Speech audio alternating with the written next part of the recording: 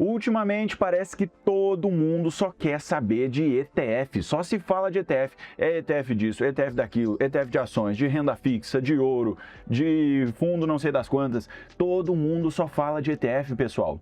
É moda no mercado financeiro brasileiro. Então no vídeo de hoje a gente vai fazer um apanhado geral. Se você não faz a menor ideia do que é um ETF, você vai aprender hoje o que é um ETF, como funciona, como investir nesse cara e se vale a pena ou não investir nessa categoria, né, nesse tipo de investimento chamado ETF. Então vamos lá, sem delongas aqui, ó. Já vou mostrar para vocês o que eu preparei aqui hoje, ó. A agenda tá super especial. Então a gente vai aprender, ó, o que é um ETF, eu vou contar toda a história, explicar o que é um fundo de investimento, como é que é a dinâmica dele na bolsa de valores. A gente vai abordar bastante sobre isso, como funciona o investimento ETF, vantagens e desvantagens e como investir na prática, beleza? E aí, pessoal, antes de mais nada, né, se você não me conhece, eu sou o Thiago Weber. Eu quero te pedir já para deixar o like aqui no vídeo, deixar também a sua opinião, suas dúvidas nos comentários e se inscrever no canal, que é muito importante, me ajuda bastante. A gente aqui no canal posta vídeos toda semana falando sobre como proteger e multiplicar o seu patrimônio. Então vamos lá, começando já o nosso conteúdo aqui direto para a prática. Gente, o que eu preparei aqui, ó? Vamos lá, vamos começar aqui falando o que é um ETF, tá? Primeira coisa, significa, né, a sigla ETF, ela é Exchange Traded Fund, tá certo? ETF. Ah, tem gente que acha bonitinho e fala ETF, ETF. ETF é no bom português, tá? No bom português é ETF, que significa Exchange Traded Fund. Tradução literal, pessoal. Fundo negociado na bolsa. É isso. Exchange é bolsa, né? Traded é negociado e fund é fundo, tá certo? Então, do inglês puro e simples é isso. Sempre que a gente falar ETF, vocês já vão aprender isso aí agora. Vocês já sabem que é um fundo de investimentos que as cotas são negociadas na bolsa de valores. Ponto. Fim do vídeo. Acabou o vídeo aqui. Esse que é um ETF. Brincadeira, né, pessoal? Isso é a tradução literal, né? E já dá pra gente ter uma palhinha aqui, a gente já sabe o que imaginar, né? Então agora eu vou explicar para vocês como é que é a dinâmica aqui, ó, do fundo de investimento e depois como é que funciona esse negócio na bolsa de valores, tá? Porque tem muita gente que bate o olho no nome bolsa de valores, principalmente o pessoal que é mais iniciante, e aí já se apavora, né? Fala, ih, não, bolsa de valores eu não quero saber, já ouvi falar que bolsa é cassino, que um monte de gente perde dinheiro na bolsa, eu quero ficar longe da bolsa. Isso aí é algo que a gente tem que desmistificar, tá? Então, por isso que eu vou contar toda essa história aqui. Começando do começo. Gente, o que é um fundo de investimentos, tá? Quando a gente está investindo, a gente tem uma possibilidade que é fazer um investimento coletivo, tá? A gente pode chamar assim, ó, ele é um investimento coletivo. O que significa isso? Significa que o Thiago, né, o Thiagão aqui, e aí mais o amigo dele, que é o João, e mais o amigo dele, que é o Rafa, e mais o amigo dele que é o, sei lá, o Bernardo, tá? Esses 4 caras aqui, ó, cada um tem o seu dinheirinho, tá? Cada um tem o seu dinheirinho, mas eles são caras muito ocupados, eles são caras que trabalham muito, né? Não tem tempo de ficar olhando o mercado.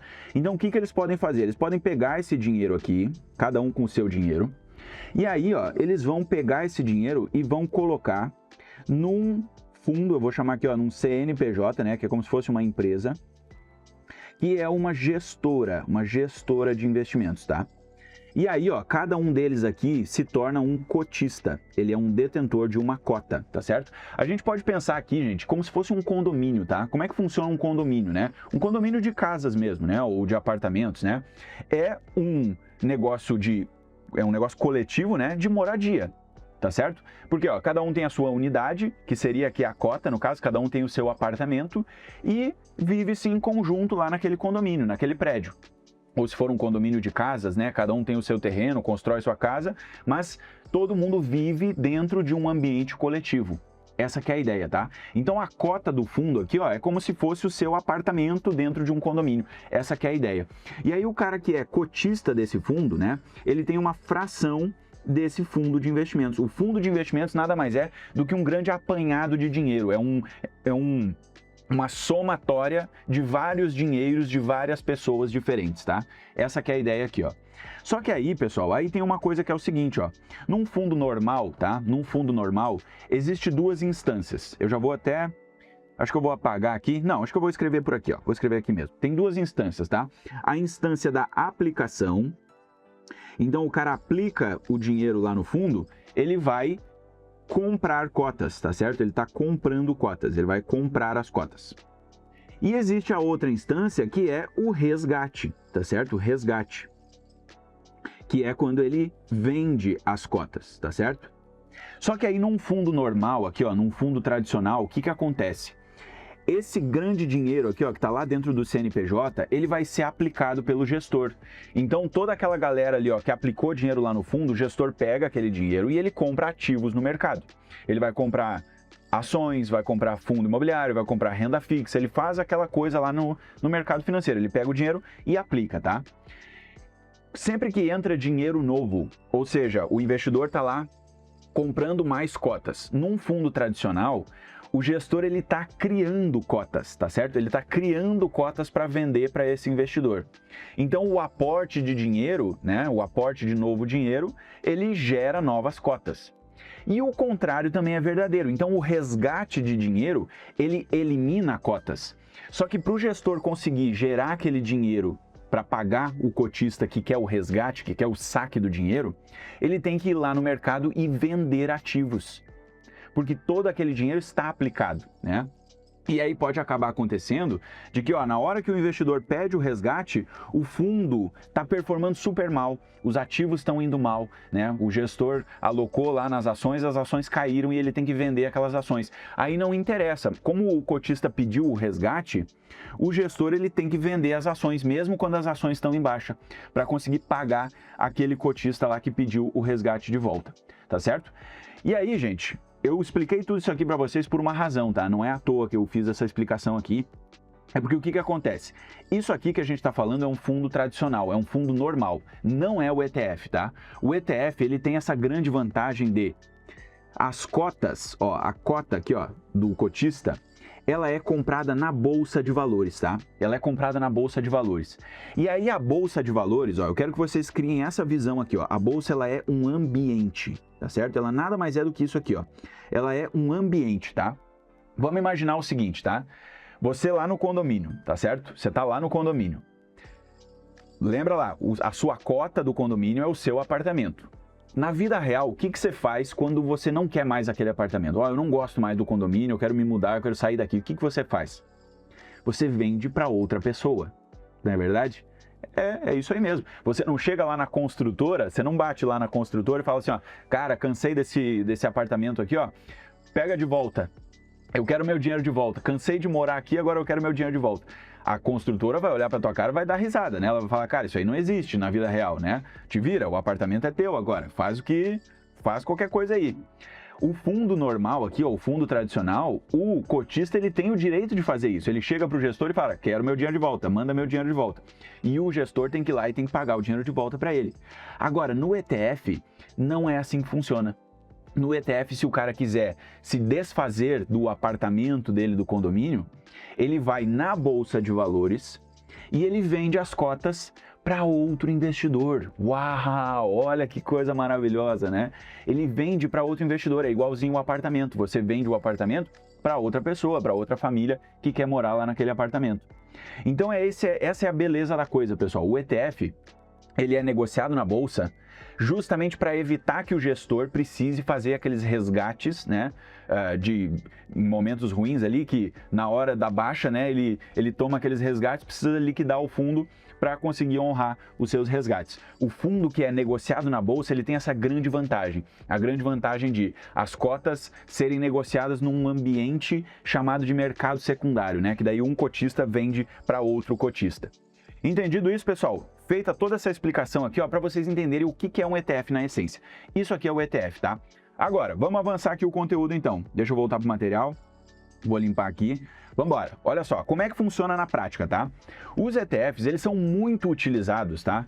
Para fazer fundos que são os chamados fundos indexados, tá? Guardem esse nome aqui, ó. Um fundo indexado, tá?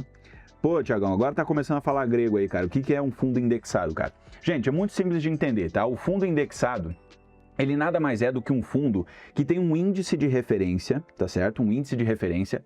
E o fundo, ele é Façam essa associação na cabeça de vocês, tá? O fundo indexado, ele é o fundo humilde, tá? Ele é o fundo, assim, ele é o fundo humilde. Por que é o fundo humilde? Porque ele não tem a menor pretensão de ganhar do índice, ele não quer vencer o índice. Não, ele quer o quê? Ele quer acompanhar o índice. Então, se o índice vai bem, o fundo vai bem. Se o índice vai mal, o fundo vai mal. Ele é um fundo humilde. Ele fala assim, ó, cara, eu não quero ganhar do Ibovespa, eu não quero ganhar do S&P 500, eu não quero ganhar do IMAB, eu não quero ganhar de ninguém. Eu quero acompanhar o meu índice de referência. Essa que é a ideia, tá? Isso aí é o chamado fundo indexado, tá bom? E a maioria dos ETFs, a grande maioria dos ETFs, são ETFs indexados. Eles são, na essência, né, fundos indexados, tá?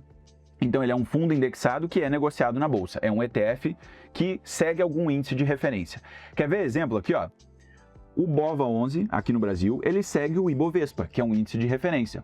O IVVB11 segue o S&P 500 lá dos Estados Unidos, que é outro índice de referência, tá? Sempre que a gente fala índice, deixa eu explicar o que é o índice primeiro, né? O índice, ele é uma medida padrão, ele é um termômetro do mercado feito por uma empresa, uma outra empresa, um outro negócio, tá? Existem várias empresas que são especializadas somente em criar índices, né? Em monitorar índices. A S&P, por exemplo, que é o que faz o S&P 500, é uma empresa dessas, tá? Então ela criou um indicador, né? Um índice, que é um índice que mede a temperatura, entre aspas, das 500 maiores empresas da Bolsa Americana. Então esse indicador aqui, o que ele nos mostra? Ele nos dá um termômetro de como que está indo a Bolsa Americana no geral. Ó, quando a gente fala assim, a Bolsa foi bem, o S&P 500 subiu. Que significa o quê? Significa que as 500 maiores empresas do índice subiram na média, tá certo? Então, ó, a performance de todas essas 500 ações somadas subiu. Aí o índice subiu, a bolsa subiu. É isso que a gente usa de linguagem, tá? E aí tem índice para tudo, gente. Tem índice para a Bolsa Brasileira, que é o Ibovespa, tem índice para o S&P 500, aliás, para a Bolsa Americana, que é o S&P 500. Tem índice até para o rendimento dos títulos do Tesouro. Se a gente quiser investir num fundo indexado ao rendimento médio dos títulos do Tesouro, por exemplo, o IPCA+, a gente investe num índice chamado IMAB. Ó, agora o cérebro começou a ferver aí, ó, tá certo? Então, gente, tem índice para tudo, tá? Isso que é importante. Tem índice para o mercado de renda fixa, tem índice para o mercado de renda variável, tem o ouro, né? Quando a gente compra ouro na Bolsa de Valores, a gente está comprando um ETF que compra ouro, ou seja, ele acompanha o preço do ouro no mercado. Essa que é a ideia. A mesma coisa para o Bitcoin. Existe ETF de Bitcoin que a gente compra lá, o fundo investe em Bitcoin e aquele ETF acompanha a oscilação do Bitcoin. Então a gente investe indiretamente no Bitcoin, no ouro, no indicador de renda fixa. Quando eu falo indicador é a mesma coisa que índice, tá? Um índice de renda fixa, um índice de ações. Essa que é a ideia do negócio aqui. Entendido? Bem simples essa parte também, né, pessoal? Muito de boa. Aí, ó, olha só, você compra uma cota, né? E o rendimento dessa cota é igual ao rendimento do índice. Então, se a gente falar assim, ó, comprei BOVA11, tá? Comprei o BOVA11. E aí, ó, o Ibovespa, né, que é o índice de referência dele, o Ibovespa subiu 2%, por exemplo. O que se espera? Que o BOVA11 valorize 2% também. Essa que é a ideia. Então, ó, ele iguala, ó, é igual. Ó, o rendimento do BOVA11 é igual ao Ibovespa, é igual à variação do Ibovespa. Essa que é a ideia aqui. Bem tranquilo, né, gente? De boa. Vamos avançar aqui agora. Olha o que eu estou mostrando para vocês aqui, ó. Aquela ideia, ó, para vocês sintetizarem bem na cabeça de vocês. Isso aqui, ó, é a carteira de investimentos do BOVA11. Peguei original lá, direto na fonte para mostrar para vocês. Ó. Então, olha só.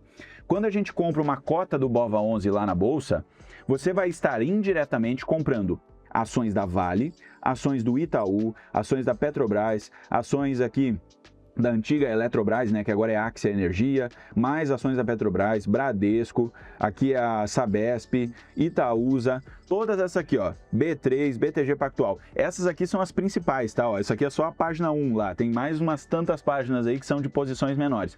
E aí aqui, ó, tem o peso em percentual, ó. Então, uma cota do BOVA11 equivale a 10% de um investimento em Vale. Ou seja, uma cota de BOVA11, lá dentro do seu dinheiro, digamos que você aplicou R$100 no BOVA11, R$10 foi para ações da Vale. 8,79 foi para ações do Itaú. E assim por diante, tá? Essa que é a ideia aqui do peso. Então, gente, na prática, olha como a coisa vai fechando, né? Quando a gente compra um ETF na bolsa que segue um índice de referência, por exemplo, o BOVA11, a gente vai estar indiretamente investindo em ações brasileiras. Vai estar comprando toda essa cesta de ações aqui. Vai estar comprando toda essa carteira de ações aqui, tá certo? Então o ETF ele é uma forma muito simples da gente investir através de um único ativo numa cesta diversificada de vários papéis, várias ações diferentes. Outro destaque muito importante aqui, ó, eu estou usando o BOVA11 e o IVVB11 só como exemplo, tá? Eu sei que vocês aí, ó, vocês são muito nervosos aí, ó, você tem o dedinho nervoso, já tá achando que isso aqui é recomendação. Não é recomendação, isso aqui é puramente um exemplo, tá? É só para você aprender. Não é recomendação de nada, guarda isso aí que é importante. E agora aqui para mostrar para vocês, ó, por dentro da carteira lá, ó, do IVVB11, que é outro ETF, outro indicador de referência. Só que esse é da Bolsa Americana, da Bolsa dos Estados Unidos. Então, ó, quando você compra lá uma cota do IVVB11, você vai estar investindo na Nvidia, na Apple, na Microsoft, na Amazon, no Google e assim por diante, ó.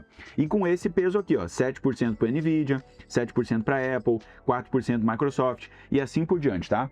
Então, se você foi lá, botou R$100 no IVVB11, você vai estar comprando R$7 de Nvidia, R$7 de Apple e assim por diante. Essa que é a ideia desse cara também. Mesma coisa lá do BOVA11, igualzinho, só que com outra realidade aqui. Agora, resumindo aqui a história, pessoal, nós temos vários tipos de ETFs, tá? Eu já dei uma palhinha lá para vocês, ó, mas só para ilustrar bem aqui, ó, tem o dos índices de ações, por exemplo, aqui no Brasil tem o Ibovespa, tem o do índice de dividendos, o IDIV, tem o do S&P 500, tem o que vocês imaginarem, tem de todos os tipos, né?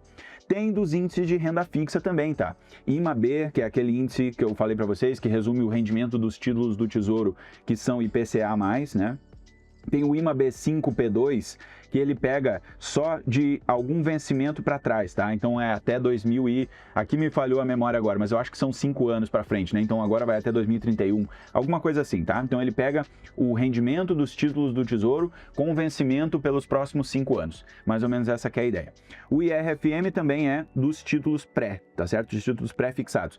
Então, ó, se você quiser investir indiretamente no Tesouro Direto através de um ETF, dá para fazer isso, bem tranquilo. Inclusive, isso aqui tem vantagens tributárias, tá?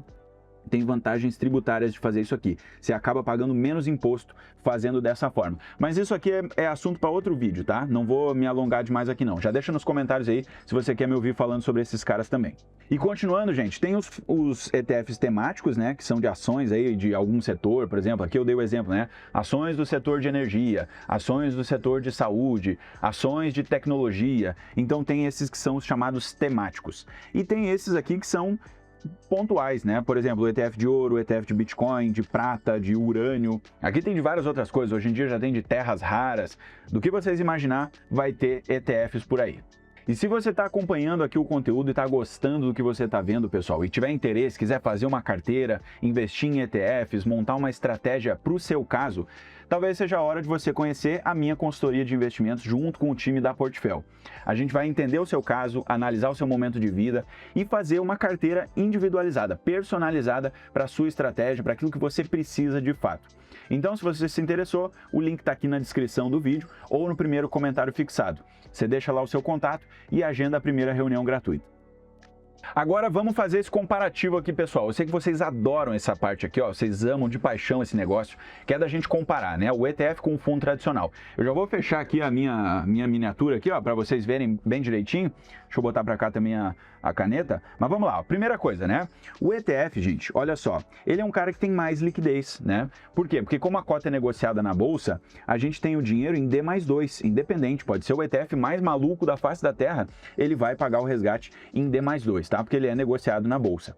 Já os fundos, a gente pode ou não ter menor liquidez, né? Existem fundos aí que só pagam o resgate em 30 dias, alguns 60 dias, 90 dias, mas tem também alguns fundos que são D+0, que são D+1, então depende do caso, tá? Mas nos fundos aqui, principalmente os fundos de ações, via de regra a gente tem menor liquidez, né? Lá no ETF a gente vai ter mais liquidez por ele ser negociado na bolsa. Outra coisa, gente, nos ETFs a gente normalmente tem uma taxa de administração menorzinha.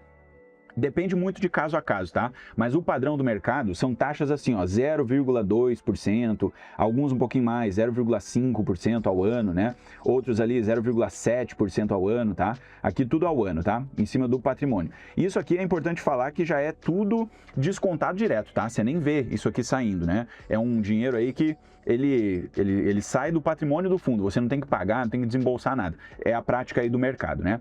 Agora, nos fundos normais, a gente pode também ou não ter taxas maiores. Nesses que são de ações, por exemplo, pessoal, é muito comum a gente encontrar 2% ao ano de taxa de administração. Então é uma taxa maior, né? Uma taxa mais carregada, mais pesada nesse caso aqui. Outra coisa, tá? O ETF ele nos possibilita essa gestão passiva. A gestão passiva é aquela história de investir nos índices, né? Sempre que a gente fala assim, ó, eu estou igualando o índice, estou fazendo uma gestão passiva. É a mesma coisa, tá? Igualar o índice de referência é a chamada gestão passiva. Tem vários estudos já que mostram que essa gestão passiva, ela é vitoriosa no longo prazo. Ela normalmente ganha da chamada gestão ativa. Porque na gestão ativa a gente tem chance de fazer besteira, né? A gente tem chance de comprar uma ação que perdeu o valor, tem chance de comprar uma ação ali que quebrou, que não volta mais. Então, tem esses probleminhas aí. A gestão passiva nos protege mais, é uma estratégia mais defensiva. E aí nos fundos aqui, ó, pode ter também a gestão passiva, né? Não é uma regra ele ser de gestão ativa, mas normalmente os fundos aí são mais de gestão ativa, tá? Principalmente esses que são com taxas mais altas, assim, né? Porque qual que é a ideia? Aí a gente está se tornando cliente do gestor. Tem até vários gestores aí no mercado financeiro brasileiro que eles são gestores meio lendários, assim, né? O Luiz Stuhlberger, que é o cara da Verde, todo mundo para ouvir o que ele tem a dizer, né? Porque ele é um cara lendário, assim, é um cara que está no mercado há 30 anos, tem um histórico aí de performar bem, né? Então é um cara que tem muito respeito. E os fundos dele, né? A maioria são fundos multimercado, eles têm outra prateleira de fundos lá dentro da gestora, mas esses são fundos que normalmente são de gestão ativa, né? Então o gestor ele está lá ativamente analisando o mercado, entendendo na visão dele quais são as melhores oportunidades e alocando o dinheiro, né? Sem perguntar nada para o cotista, né? Ele não pergunta nada para o cotista, ele vai lá e toma a decisão. Então o cotista nesse caso é cliente dele, é cliente do gestor e aí por isso ele cobra uma taxa mais alta, né? Justamente por ter esse conhecimento, por ter todo um time, uma infraestrutura, né? Aí acaba sendo um pouco mais caro nesse aspecto. Outra coisa aqui, pessoal, nos fundos normais, ó, normalmente a gente pode ter taxa de performance também, ó. Além do 2% ao ano aqui, pode ter algo como 20% sobre o excedente, né? Por exemplo, assim, ó, o fundo queria ganhar do Ibovespa e ele ganhou de lavada do Ibovespa, né? Rendeu 50%, enquanto que o Ibovespa rendeu só 10%. O gestor ele fica com uma parte desse excedente, né? É a chamada taxa de performance. No ETF não tem isso, tá? Não tem ETF com taxa de performance justamente porque ele vai ser normalmente indexado, né? Então ele não vai ganhar do índice. Se ele não ganha do índice, né? Ele não tem como cobrar sobre excedente nenhum, porque não existe excedente nenhum, né? Então no ETF normalmente não tem essa taxa de performance. E por último aqui, ó, gente, não tem aquele risco de resgates, né? Que foi aquilo que eu expliquei lá no início para vocês, né? Do gestor, eventualmente, ele acaba tendo que vender ativos desvalorizados porque os cotistas estão sacando, né? No ETF não tem isso, porque a negociação é na bolsa. Então um cotista vende para outro cotista, não chega a tirar dinheiro do fundo. Essa que é a ideia. E só para finalizar aqui, né, pessoal, no fundo tradicional vai ter então esse risco de resgate aí, né? Pensando assim em situações muito extremas, isso aí pode acabar prejudicando muito a performance do fundo. Digamos lá que num belo dia lá, 30% dos cotistas todos pedem o resgate, né? Aí o gestor se ferra, né? Ele tem que vender 30% da carteira do fundo, pode ser que tenha prejuízo para fazer isso, né? Então existe sim essa questão aí. Isso aqui eu chamei de risco de resgate, mas no mercado financeiro o pessoal chama isso de risco do passivo, tá certo? É o passivo do fundo. É naquela ideia da contabilidade, tá? A gente tem o ativo de um lado e o passivo do outro, né? O passivo do fundo é o dinheiro dos cotistas. Então, se o cotista exigir esse passivo aqui, o fundo vai ter que pagar. Essa que é a ideia aqui, tá? Então, se vocês ouvirem por aí chamando de risco do passivo, é a mesma coisa aqui que eu expliquei. Continuando aqui, vocês devem a essa altura estar imaginando que, pô, o ETF só tem coisa boa, né? O ETF é só uma maravilha. ETF é só alegria aqui, né? Pô, é o negócio revolucionário aqui, é a oitava maravilha do mundo. Não, não é bem assim, vocês sabem muito bem. Agora eu vou falar das desvantagens, tá? Para vocês ponderarem aí. Nem tudo são flores, nunca são flores, sempre vai haver como é que se chama, né? O trade-off aqui do negócio, né? Tem vantagens e tem desvantagens. A gente tem que ponderar aí sobre cada uma delas. Então vamos lá. As desvantagens aí do ETF, né? O ETF, gente, ele vai ter taxa de administração, tá? Ela pode ser mais baixa, pode ser menor, mas vai ter taxa de administração. Porque daí o concorrente do ETF, o pessoal vai falar assim, pô, cara, mas eu prefiro comprar ações individuais, né? Eu prefiro comprar uma carteira individual, prefiro comprar as ações ali que eu escolher, né? Prefiro montar minha estratégia e aí eu não pago taxa de administração para ninguém. É verdade, nesse caso aqui, ó, o ETF ele vai te dar essa praticidade, vai te dar essa diversificação, mas ele vai cobrar a taxa de administração. Não vai ser de graça aí que você vai fazer isso, né? Então tem esse ponto. Outra coisa, não tem flexibilidade, né? O pessoal pode argumentar assim, ó, cara, eu queria escolher minhas ações, né? Lá tu mostrou antes o exemplo do BOVA11, pô, eu vou ser obrigado a comprar Vale? Eu não queria comprar Vale. Vai ser obrigado a comprar Vale. Você não tem poder nenhum de decisão, nenhum, tá? Quando você compra um ETF, você passou a bola, você delegou, né? Você comprou aquele índice lá e comprou tudo que tem no índice. Não tem como fazer uma seleção assim, né? Ah, eu estou investindo no BOVA, mas eu não queria Vale, não queria Banco do Brasil, não queria não sei mais quem. Não pode, tá? Uma vez que você comprou a cota, você comprou tudo que está lá dentro. Não tem flexibilidade nenhuma. E tem uma última coisa aqui que eu chamei aqui, ó, pessoal, da armadilha, né, do ETF para tudo, tá? Isso aqui é um fenômeno que a gente já está observando lá nos Estados Unidos, tá? Já está observando muito bem lá, porque naturalmente, né, o mercado mais maduro, né, o mercado financeiro mais vigoroso aí do mundo inteiro, né? E lá tá acontecendo esse negócio aqui, ó. Gente, tem ETF para tudo que vocês imaginarem na vida, tá? Tem ETF invertido. Gente, isso é uma loucura completa, tá? Olha só, o pessoal criou um ETF para você ir lá e comprar uma cota e ele ganha dinheiro quando o mercado cai. Vocês estão entendendo o nível de loucura? É o ETF invertido que se chama, né? Tem o ETF invertido, tem ETF alavancado, tem ETF não sei do que, tem ETF para investir só em ações do setor tal, ações vinculadas a não sei quem, vinculadas a terras raras, vinculadas a... Pô, gente, aí é ETF para tudo, entendeu? E aí o investidor normalmente faz uma associação assim, ah, não, eu tenho muitos ETFs bons, então todos os ETFs são bons. Não é verdade, tá? Muito pelo contrário. Essa ideia aí, ó, de ter ETF para tudo que é coisa, isso aí é sinal de um mercado maduro, né? O mercado está amadurecendo, tem ETF para tudo, mas não quer dizer que todos os ETFs são bons, só por serem ETFs. Beleza, agora vamos lá. Como é que eu invisto na prática, né? Para a gente finalizar com chave de ouro aqui a nossa aula, aqui o nosso conteúdo de hoje, tá? Pessoal, lembrem lá do início, ó, olha como a coisa fecha, né? Você vai ter o seu aplicativo lá do banco ou da corretora e você vai fazer o quê? Você vai na Bolsa de Valores. Você vai na Bolsa de Valores, abre lá o seu home broker, né? E aí você pesquisa pela cota do ETF que você está querendo. Então, se você vai lá comprar o IVVB11, por exemplo, né? Você vai lá e vê quanto é que tá, né? O IVVB11 eu não tenho agora de cabeça, tá? Mas é mais ou menos assim, ó, uma cota dele, uma cota custa R$450, tá? Mais ou menos isso. Então, ó, para comprar pelo menos uma cota, tem que ter pelo menos R$450, mais ou menos essa que é a ideia. Outros são bem diferentes, tá? O Divo 11, que é um outro que a gente acompanha bastante aqui, ó, não é recomendação para ninguém, tá? Tira isso da cabeça, só para eu te dizer, ó. Uma cota dele, uma cota, hoje em dia tá custando ali, se não me falha a memória, em torno de R$115, tá?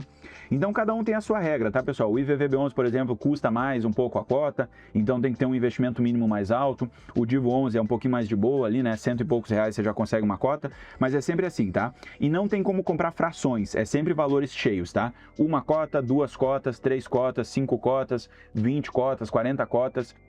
Aí você decide, tá? Então, é sempre uma cota cheia aí que você tem que comprar. É desse jeito que funciona. Mas é muito simples, é só entrar lá na Bolsa de Valores e lançar a operação por lá, tá? E aí você compra e vende as cotas do ETF direto na Bolsa de Valores, né? Por isso que se chama ETF, né? Porque é o fundo negociado na Bolsa. Então, é desse jeito aí que se investe na prática nesse cara. Se você ficou até o final do vídeo, eu quero te agradecer demais por ter assistido tudo aqui. Quero te lembrar para deixar o like no vídeo, isso aí me ajuda demais. Deixa sua opinião, suas dúvidas aqui nos comentários. Comenta se você gostou desse conteúdo, se ele foi útil para você. E não esquece de se inscrever aqui no canal para não perder nenhuma novidade que a gente vai trazer aqui. Um grande abraço a todos e até a próxima!